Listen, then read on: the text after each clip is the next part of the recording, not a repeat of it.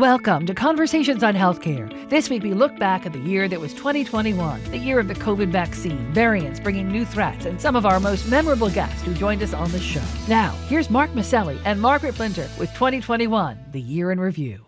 Welcome to Conversations on Healthcare. I'm Mark Maselli. And I'm Margaret Flinter. Well, Margaret, another pandemic year, and what a year it was. Now drawing to a close, and still we are far done from this experience. COVID-19 really has shocked the world into submission in 2020, and 2021 taught us the meaning of perseverance and patience and trust in our scientific community. It also taught us more about the power of the virus, which is still mutating into more virulent strains. And the year began with the promise of a remarkable vaccine for the coronavirus. Well, that's right, Mark. 2021, even the last weeks of 2020 were a hopeful note. We had the rapid development and now deployment of the mRNA vaccine. It felt like the first real sign that there might be an end game for this pandemic. But the science needed some explaining back then, and the country needed that. We had vaccine expert Dr. Paul Offit join us just to do that. There are a lot of rumors circulating around the new vaccine. And you'll remember there were concerns that would alter people's DNA. And he came on the show and clearly dispelled that myth. The messenger RNA is in this little lipid droplet, which is then taken up into the cell in the cytoplasm. Then that little lipid droplet sort of uncoats, and then the messenger RNA, this naked messenger RNA, is now in the cytoplasm. In order for it to enter the nucleus, it needs to get past the nuclear membrane, which means it needs an access signal, which it doesn't have. Therefore, it actually cannot possibly enter the nucleus. Even if it entered the nucleus, it's RNA, it's not DNA. It would have to be reverse transcribed to be RNA, and which requires the enzyme called reverse transcriptase, which this vaccine also doesn't have. Even if it was reverse transcribed to DNA, it would have to be integrated into the DNA, which requires an enzyme called integrase, which it also doesn't have. It's not like the chances that it could affect our DNA are small. The chances that it could affect our DNA is zero. You are more likely to develop X-ray vision after getting this vaccine than having your DNA altered. Wow, that seems so long ago, Margaret. And that early excitement around the vaccine, I think it's fair to say we experienced it ourselves here at the health center. We had our whole team of folks working at 4 mass vaccination sites, serving the whole state of Connecticut, more than 500,000 vaccines into people's arms in 2021. And we were, I think, driven by the same passion that we have that healthcare should be available to everyone. And our real focus on trying to bring this pandemic to an end. But we're also motivated by what scientists were telling us back in February. Renowned virus scientist Dr. William Haseltine warned that COVID was a shapeshifter. And I think we heard that early on from Dr. Fauci when we had him on early in 2020, that the coronavirus mutates and that variants were a real threat. You know, at the beginning of this, everybody was worried, but they thought, well, it's not going to change too much. Coronaviruses are pretty stable. They come back every year the same way. They have error-correcting polymerases. We haven't ever seen much change. I had a different view. I looked at them more like the flu virus, where they cold-causing coronaviruses come back every year. And the same ones can come back and get you the very next year. And I thought, gee, they have some tricks up their sleeve. I, at the time, thought most of their tricks were modulating your immune response, so we didn't make a good immune response so same guy could come back. I now realize, although that's true, they have another trick up their sleeve, which is to change. And they are real shapeshifters. The reason I say that is I just give you a couple of examples from my recent reading. When Lilly treated patients with a monoclonal antibody, they understandably saw variants that were resistant in the patients they treated. The chilling thing that I saw about that paper is they found antibody-resistant variants in the people they hadn't treated, the ones with the placebo. They were there. And that says there's a lot of variations. That's the first thing. And the second one is something most people didn't pay much attention to, and that is, in March, Europe started being infected widely, and it turned out there was a new variant there. It's called D614G.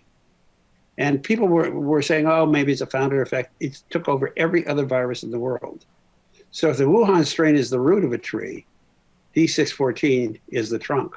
Everybody's got D614. And it has a very slight advantage. It does a couple of little things to improve how easily it can be transmitted. And we know biochemically exactly what those are. That was a warning right then. Well, the predictions were actually spot on, Mark, as we now know. We had another amazing epidemiologist join us on the show in March, Dr. Michael Osterholm, who I think the country got to know very well during the pandemic as a reliable expert, spoke often on the media, also served on President Biden's COVID advisory team. And he warned us that another surge was coming, and it was coming due to the new variants, even though vaccinations were rolling out and we're having a good response around the country. And of course, it turned out that he was absolutely right. If you want to find out what is likely to happen here in the United States, just look at Europe. Today, Germany just put in place a new major lockdown initiative just because of the challenges there. And I could go through country by country. And where this B117 variant has taken off, the case numbers have surged substantially. Remember, in the United States, even with everyone who's been previously infected, and with even the amount of vaccine we've rolled out, we still have roughly 50 to 55% of the population unprotected. So for all the pain, suffering, deaths, and cases we've had in the past year, we still have at least an equal amount, if not more, of people who are still vulnerable to this virus. So we have to take it very seriously. Well, one thing that happened in the new year, Margaret, was we had a new administration. The Biden administration took the task of vaccinating all Americans very seriously, mobilizing an enormous, you might well say a Herculean effort. His White House vaccination chief, Bashara Shukar, joined us in April talking about the dramatic uptick in vaccine rates under the Biden team in just a few weeks from when they took over. 11 weeks ago, the US was averaging less than 1 million vaccinations per day. Our current 7-day average is over 3 million vaccinations per day. And this weekend, we've reported for the very first time ever, 4 million shots reported administered in one day. Wow. As of today, we've administered over 168 million doses as a country. And for people 65 and older, where we know 80% of the deaths from COVID is happening, more than 75% of people 65 and older have had at least one shot of the vaccine. That's up from 8% 11 weeks ago. And in the middle of all that effort, Mark, the United States, the place where much of the basic science and R&D for these vaccines have been done, had a new epidemic brewing that was really different than anything I have seen in my long career. And that was an epidemic of disinformation. And that epidemic led to a lot of resistance to the vaccine in pockets across the country. We had former CDC Director Dr. Tom Frieden join us in May. He talked about his work at the global health entity Vital Strategies. They're actually researching not just the basic science, but an in-depth analysis into what was leading to so much resistance. And it did appear to be particularly among conservative voters. But with the group of Trump voters that Frank Luntz and the De Beaumont Foundation put together, it was really interesting to hear the extent to which they feel so alienated from the political system. They didn't want to hear about vaccines from any politician, not even from President Trump, of whom they think very highly. They want to hear about it from doctors. And there were certain messages that really resonated with them. There's a lot of concern about vaccines. People think I'm putting this foreign substance into my body. And why was it developed so quickly? Mm-hmm. So there were some messages that really did make a difference. One of them was that if you get the virus, it's going to spread all over your body in billions of copies for a week or 10 days. If you get the vaccine, it'll be in your body for a day or so, and then it'll be gone. It will save your body the trouble of getting infected to learn how to fight the virus. We also had to clarify that the mRNA vaccines were not rushed to the market. They moved quickly, but not rushed. And they're not in a year. This is 20 years of research. Right. And there weren't corners cut on safety. There were red tape cut. And that's why it was able to be brought to the market so quickly.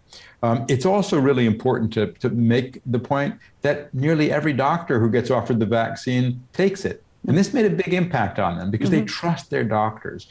You know, Margaret, we've had so many CDC directors on, and they've really informed us and our listeners over the years. And we had the new CDC director join us just a few weeks later, Dr. Rochelle Walensky, and she shared her thoughts on the effectiveness of the vaccine against the first wave of COVID, as well as the next wave that was being driven by the variants that we heard about earlier. And even then, in early spring, I think they were laying the groundwork for the possible need for a booster. Your point is well taken with regard to boosters, though. So among the things that we're looking at, not just in the trial, but really in the real world studies as well, is what happens to our immunity? Does it wane over time? I want to be very clear to people, when we talk about boosters, that doesn't mean you're not protected now. The question, and because that has caused some confusion, the question is not, do we need a third today? You are, if you get your 2 doses, you're protected now. What we want to see is if in a year from now, you will continue to be protected. So we're looking at those data, not just in the trial, but in clinical studies as well. Where we're worried most about that to start is among the population that got vaccinated first, of course, and that's our long-term care facilities where people might not have had a robust immune response to start. So we really want to make sure that they're going to maintain protection. Well, that's right, Mark. And, at the same time, and I'm going to go back to 2020 for a moment, the country was really gripped by, once again, the revealing of just what tremendous health disparities exist in our country and the shortcomings of our healthcare system when it comes to really caring in an equitable and quality way for racial and ethnic minority groups. And we saw this as the mortality and morbidity rates made obvious that minority groups, people of color, were more likely to get sick from COVID. They were more likely to die from COVID. They also had more trouble getting access to tests and vaccines. And we had our guest, Dr. Elena Rios, president of the National Hispanic Medical Association, on. And she said, this pandemic just exposed what was already there, myriad underlying challenges that these communities have historically faced and were continuing to face during the COVID pandemic. Very powerful. Overall, Hispanics and other vulnerable communities have really had, twice as many deaths than the white population. And a lot of that is because of the underlying conditions that Hispanics, who are mostly lower income, working class people, known as essential workers in our communities now, have lots of underlying conditions like diabetes and obesity and heart disease and cancers, and also are living in multi-generational housing with small business, working in small businesses or in the service industry or in the in the agriculture business or meat packing plants, et cetera, where they've lost jobs and are really feeling the impact, the economic impact of COVID-19, as well as the physical and emotional impact of this horrible pandemic. Yeah, she really was a powerful voice and really shined a light on the health disparities and inequities that exist out there. And we were fortunate to have former Congressman Patrick Kennedy on, who was a renowned mental health advocate, and told us about the isolation and fear and quarantines, the homeschoolers, everyone was having who was dealing with this issue. And Margaret, we saw this in our own settings, our school-based health centers, a couple hundred of them across the state, that the impact that COVID, the isolation that it was creating. And we see the enormous impact, not only on the mental health, but addiction and increased overdoses and suicides. And, Patrick told us that this was just the kind of glaring spotlight needed to spur change in how we treat mental illness and addiction in this country. And I've noted that, there has been financial resources to school districts all over the country to really focus in on this. And hopefully that will be an impetus for the type of change that's needed. We as a nation have just really never wrapped our arms around how much of an elephant this is in our nation's living room, and how we as a society have failed to even have the conversation like we would if we were an individual family and one of our family members has addiction or alcoholism. So I think that both on a personal level and on a societal level, we're ready to have that conversation. And to your point, the indicators are off the charts. I mean, we're losing twice as many people as we lost during the height of the HIV/AIDS crisis. Right. And we're spending 1/5 the amount of money as we dedicated to fight HIV/AIDS. So we may think, because of all the headlines, that we're actually tackling mental health and addiction. And I can tell you, as a member of many who are on the front lines, we haven't barely scratched the surface of tackling this illness. And it's all seen through the prism of the money. Follow the money is the famous words in Watergate. And it's the famous words, if you really want to know where someone's priorities, follow the money. And the money has not come into this space. We still treat mental health and addiction as a grant. SAMHSA is the leading agency. God bless them. I love SAMHSA. But it reflects the fact that insurance still does not reimburse for mental illness and addiction in the same way that it reimburses for medical and surgical care, as is required under federal law. So, I mean, if this were any other illness, we would have been doing a lot more by now. That is so true, Mark, and we've certainly seen that in our own network of school-based health centers here in Connecticut. And we wonder, where would those kids be without a behavioral health professional there to see them without waits or delays, as we hear their stories about how much the acuity of their cases and the needs of the kids have grown during the pandemic. And we also welcome back Dr. Anthony Fauci to the show.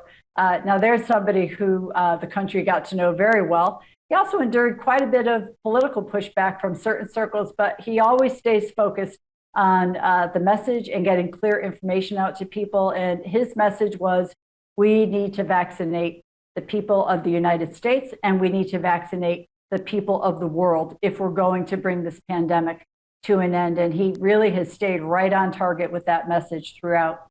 Getting back to the issue is that a global pandemic requires a global response is really important, because as you are correctly saying, if we get the level of infection very low and we get the overwhelming majority of the population vaccinated in the United States, and a large proportion of the rest of the world, particularly in the lower and middle income countries, are not vaccinated, that is a surefire way to generate additional new variants. And we may not be so lucky the next time around that the variant that emerges is one that our vaccine is able to cover.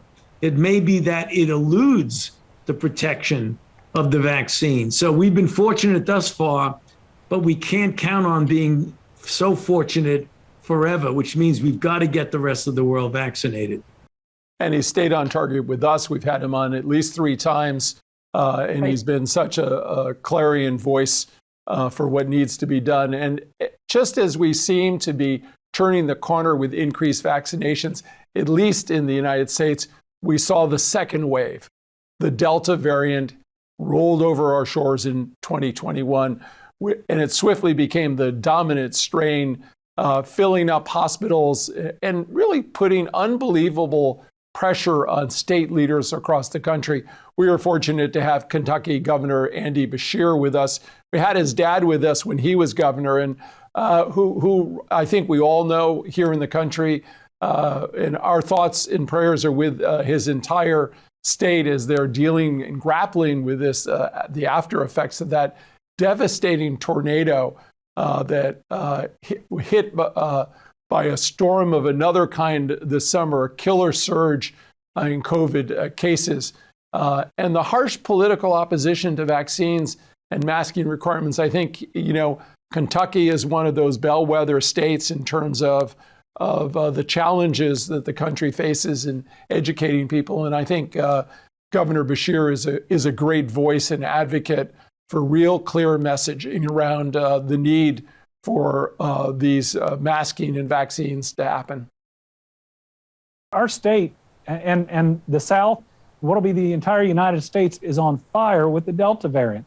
Now more than ever, we've got to make the right decisions guided by public health to save lives. And I'll also say, and we can talk about it, our hospitals are bursting at the seams. Yeah. We have one that has a disaster plan in effect, the disaster plan. People are being treated in their cars outside of them. So we're calling in the National Guard to help. We're trying to take over testing for some of them to free up staff. And we've asked FEMA for help. So this is a time when we need strong leadership, and I hope the legislature will step up and make the right decisions. One of the highlights of the past year in terms of our guests for me, Mark, is when we had NIH Director Dr. Francis Collins, certainly a legend in his time, one of our eminent senior people, such a compassionate scientist and humanitarian, joined us to make a case, shedding a little bright light on the remarkable science that's been achieved during this crisis. And as he pointed out, that's historically been true for big advances in science and technology being precipitated by a crisis. And it will pave the way for many potential breakthroughs that will help humanity for years after the COVID pandemic. But he was really worried as he was coming to the end of his tenure at NIH about how divided our country was in this ongoing war on science, which got in the way of everything from testing to precautionary measures to really getting the vaccine into all communities around the country. The current polarization of our country about almost everything has played out in a circumstance where it really has been destructive. Your political party really shouldn't be the main reason for you to have a view about vaccines or mask mandates, but that's turned out to be the case. And so things that really should be based upon evidence and the truth of what we actually know get colored over, and that is further made complex by social media and the way in which misinformation spreads oftentimes more quickly than the truth. I do worry about that, not just about what it's done to COVID-19, but about the future of our country.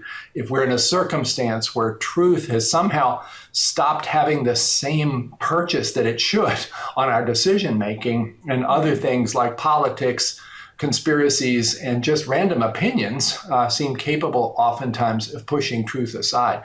That is not a good place for the most technological nation on the planet to be. And I hope we can begin somehow to learn the lessons, because the culture wars that are now so much affecting COVID-19 are killing people. We've lost 600,000 people. Most would estimate that if we'd had a better management of our public health circumstances based on evidence, tens of thousands, maybe hundreds of thousands of those lives could have been spared. This is really serious. Well, we are going to miss him, Margaret. His days are towards retirement, though I think he's going to go back to his lab at the end of December. He's not retiring. He's not retiring. He's not. But, I think having all of these various scientists on, we really got to see a good, had a window into the effectiveness of this mRNA platform. Now, of course, it's new to us, but it's been around for 15 or 20 years. But I think for the average listener, it's something in our toolkit that we might have other types of impact in cancers or autoimmune diseases. It's being tested. And so we thank certainly Dr. Collins for all the work that he's either done or helped fund through the NIH. Former FDA Commissioner Dr. Scott Gottlieb joined us, who, as he notes, is on the board of Pfizer, to talk about that platform, the mRNA, but also some areas of concern, warning that we're not enough stockpiles of the right kind of medicines, including new emerging therapeutics for COVID, some of which are really showing some promise. We've stockpiled somewhere between 50 to 80 million doses of flu medicines in preparation for a feared pandemic flu. So we procured 1.7 million doses of this coronavirus drug in the setting of a raging coronavirus pandemic, and we've stockpiled upwards of 80 million doses of a flu drug for, a flu pandemic that we fear but hasn't arrived yet. And so there's sort of a mismatch between, what we need in the setting of this pandemic and what we ultimately procured. There's probably things we could have done much earlier to ramp up manufacturing of this drug to have more available now, but it's too late at this point. There's not much you're going to be able to do in the near term. And it sort of underscores the lack of preparation. This is another point I get back to in the book, not having the reserve capacity to scale the production of some of the therapeutics and countermeasures that you're going to need in the setting pandemic. We just don't have available capacity in this country that's ready to go, that's being kept as sort of a hot base of preparedness. And lest we only focus on COVID and the pandemic at hand, there are other crises happening against the backdrop of the pandemic of COVID, Mark. And we had our longtime climate change activist, Bill McKibben, join us to talk about the UN's climate summit in Scotland and the hopes that he had for the Biden administration's Build Back Better legislation, which he said had the most aggressive measures yet to address the climate crisis. And I have to say, this one has not really been out of our consciousness throughout this whole long year as we read the dire forecast for what may be in our future as a planet and as people. Even when we signed the Paris Climate Accords, we knew, and the President Obama said at the time, that it wasn't strong enough. Even if we met all the promises in the Paris Climate Accords that countries made, the temperature would still rise about 3 degrees Celsius, so 5-6 degrees Fahrenheit, which is too much. We can't deal with that. And that's why everybody is aimed at strengthening the ambition of countries. And the crucial meeting is in November in Glasgow, the most important climate meeting, at least since Paris. John Kerry, the former Secretary of State, is now our climate envoy, demonstrating, I think, how seriously the Biden administration has taken this. And he needs to be able to go to Glasgow to negotiate with something in his pocket. That something is that $3.5 trillion bill before the U.S. Senate. If it passes, then he'll be able to say with a straight face, the U.S. has begun to commit serious resources to this fight. We're moving up our timetable. China, India, we need you to move up yours. If he goes there with nothing in his pocket, then that's not going to be a productive meeting, and that 8 years is suddenly going to seem even shorter than it seems now. Well, it's so important, the work that's happening in the environmental community, the gathering, the international gathering that was held was so important. As you said, Margaret, there's so many problems that we're facing all at once, and certainly a very important one is women's reproductive rights are undergoing really an enormous threat. The greatest threat, I think, from the passage of Roe versus Wade 50 years ago. And there are several restrictive abortion laws landed before the Supreme Court. I think we saw recently the Supreme Court sort of punted on that. And, unfortunately, this got assigned to the Fifth Court for review, which is really one of the most conservative courts in the land. But we got an opportunity just before that was happening to sit down and hear from Planned Parenthood President Alexis McGill Johnson, who joined us to talk about what was at stake. SB 8 is a 6-week blatantly unconstitutional ban against abortion. Normally, when you have an unconstitutional law, you are able to appeal this law, sue the state lawmakers who put it into place. Instead, what Texas has done is created a provision where the state actually cannot enforce the law that they created, and instead empowers average citizens in any state, even outside of Texas, to enforce the law with what's been called a bounty hunting provision.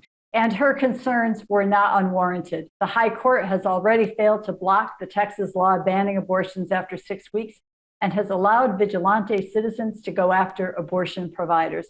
These are troubling times indeed for women's health and reproductive freedoms. And we also had a visit with Dr. Eric Topol, renowned for his early work in cardiology. He shifted his attention in recent years to the advance of personalized medicine and has really become a voice of reason throughout the pandemic. And he helped us to understand the threat that was posed by the new Omicron variant. Well, it's not the doomsday variant, fortunately. I mean, we do know that there have been many people who've been vaccinated, exposed, infected with Omicron, and they're holding up well. We don't know of any yet, actually, who've been very ill. That's good. But the fact that it's getting into people who've been vaccinated, even with a booster third shot, is, of course, disconcerting. I think the main property of Omicron that is disturbing and very concerning is that it has marked immune evasion, that it works around our recognition from the prior virus versions and from our vaccine immunity to some degree. Okay, and so that gives it an enhanced ability to spread. And that's what we're seeing, of course, not just in South Africa, but now we're seeing it with many super spreader events in Norway, in Denmark, in the UK, and a lot more to come. You know, he's a special guest, Margaret. We've had him on really almost over the life of the show, right? We've been on. And, you know, we're going to have him on the future because he is all about the future, right? And he's really thinking about that. And I think as we look back at the past 2 pandemic years, I'm reminded again and again of how many brilliant minds are using their talents to improve healthcare in this country and around the globe. I think we have to just take a moment to pause and thank, you know, we started off with thanking the healthcare heroes. And again, I think we want to thank our staff. We want to thank everybody who's on the front line.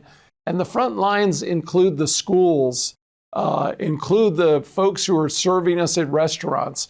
It's important for all of us to keep those people in mind all of the time and remain safe and secure. And really, amid all these challenging stories, there's a need to really focus in on the positive and the opportunities that present themselves even in this difficult time. Well, I'll count as one of those positives that the Affordable Care Act has remained intact. We still remember the December day when that passed Congress, and what an exciting time that was more than 10 years ago. But it came under siege many times in the years since then. Also, much promise in the president's Build Back Better initiative, which seeks to address challenges that impact America's health and that have been on the progressive agenda for a long time to address: child poverty, the cost of prescription medications, and of course, climate change. The bill has stalled in Congress and action has been pushed into the new year, but we are hopeful as we go into the new year that we'll see some progress on this legislation, which would do much to address inequity in this country, to make life better for people. And we know that if we can address inequity, we address some of the fundamental causes of poor health. Yeah, no, you're absolutely right. And yet we still have facing us right now the third wave of Omicron rolling over our shores. And it will really, we'll be looking to the remarkable science and scientists that are hopefully going to inform us of what the opportunities are from the research that they're doing. There's a dramatic increase, of course, around the globe in research. And we've had so many people who've been talking about this global network, right? Dr. Gallo and Dr. Topol and Dr. Haseltine and others have been really talking about this collaboration that's going around and how important it is and how we might have lost some momentum early on in the pandemic.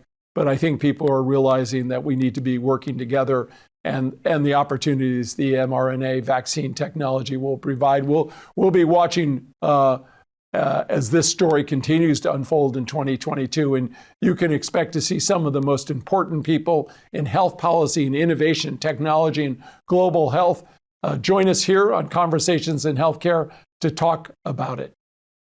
Indeed, Mark. And we look forward to as happy and healthy a conclusion to this year and into the next as we can possibly have. But in the meantime, to all of our listeners and viewers, we hope you stay healthy, take care of yourselves, get vaccinated, and a happy new year from all of us here at Conversations on Healthcare. Look forward to seeing you in 2022. Peace and health.